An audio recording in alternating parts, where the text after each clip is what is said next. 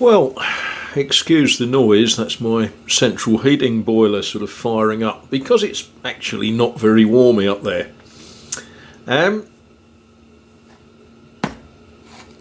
That's the lubricant I prefer to use. I know some people will say, oh, it's terrible stuff and all that, but it has never let me down. I've fished out of my pile of odds and sundries the chassis for the Triang Princess Elizabeth. Now this is a little bit, not a lot, but a little bit younger than this Canadian Pacific, but I thought I'd just compare the two. Now the actual bits and pieces are pretty much the same, but the Canadian locomotive,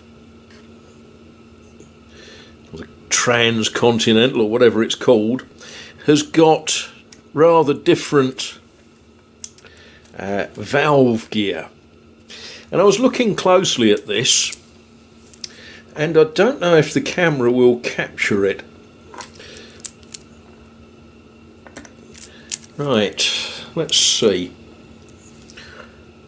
There's actually a bit of a groove going on that motion rod where that has been rubbing on it as it's been trundling along. But I've looked and there's nothing bent as far as I can see. It's just the way it's put together.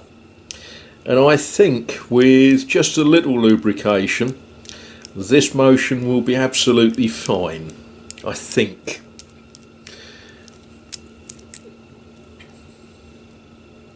So what we're going to do is just drip some drips of oil in the appropriate places and let gravity do the rest. I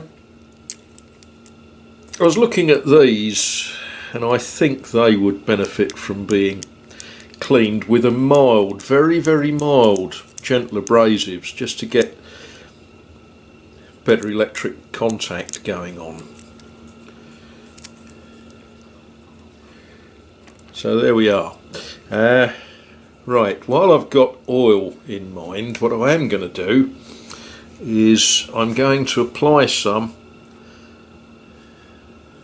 there, just to soak into that felt, and there, just to soak into that felt.